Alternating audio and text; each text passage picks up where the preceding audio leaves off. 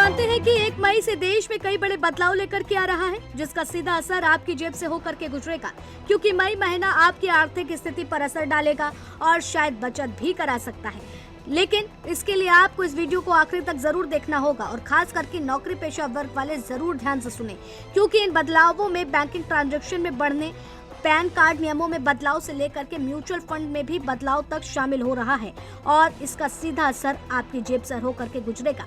इस बदलाव में सबसे बड़ा चेंज यही है कि अगर कोई व्यक्ति अगले महीने से बैंक या पोस्ट ऑफिस में सालाना 10 लाख रुपए से ज्यादा कैश या जमा निकासी करता है तो इस स्थिति में पैन जानकारी देनी होगी। होटल या रेस्टोरेंट या फंक्शन में 1 लाख रुपए से ज्यादा खर्च करता है तो भी आपको पैन कार्ड की जानकारी देनी अनिवार्य होगी। 5 लाख रुपए से ज्यादा वैल्यू वाली बाइक या कार खरीदने पर 20 लाख से ज्यादा वैल्यू वाली प्रॉपर्टी खरीद रहे हैं तो भी आपको पैन दिखाना होगा।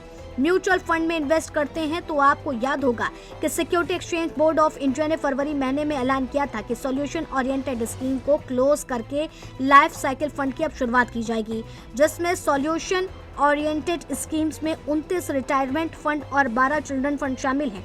यह सभी साइकिल फंड में शामिल हो जाएंगे। साइकिल फंड के तहत पोर्टफोलियो उम्र के हिसाब से बदलता रहेगा।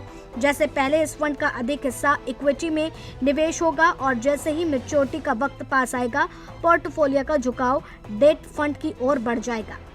जेब पर पड़ने वाला असर की बात करें तो गैस एजेंसी हर महीने की पहली तारीख को एलपीजी के दामों में बदलाव करती है और अनुमान ये भी है कि इस बार भी ये बदलाव देखने को मिलेगा। हालांकि ये जरूरी नहीं है कि सिलेंडर के दामों में हर महीने की तरह ही बदलाव किया जाए। मीडिया रिपोर्ट के अनुसार बीपीसीएल और एचपीसीएल जैसी तेल मार्केटिंग कंपनियां एलपीजी सिलेंडरों की डिलीवरी से जुड़े नियमों में बदलाव करने का विचार कर रही हैं। साथ ही अब सिलेंडर की डिलीवरी के समय आपके रजिस्टर्ड मोबाइल नंबर पर 1 टाइम पासवर्ड यानी कि ओटीपी या फिर डीएसी जो नंबर आता है, यह कोड डिलीवरी बॉय को अब देना अनिवार्य होगा। इसके बिना आपकी डिलीवरी जो है वो सफल नहीं मानी जाएगी और अगर इसमें कोई बदलाव होता है तो 1 मई 2026 को इसकी घोषणा हो सकती है, जो सीधे आपकी जेब पर असर डालेगी।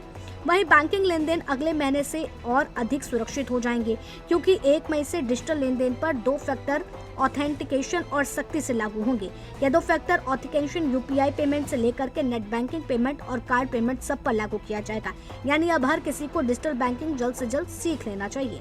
इतना ही नहीं बल्कि टैरिफ का असर भी देखने को मिल सकता है, क्योंकि वित्त वर्ष 2026 से 27 के केंद्रीय बजट के तहत 44 वस्तुओं पर नया टैरिफ वर्गीकरण लागू होगा।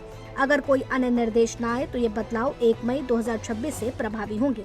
इससे आयात निर्यात, कृषि उत्पादों और कुछ वस्तुओं की कीमतों पर भी असर पड़ सकता है।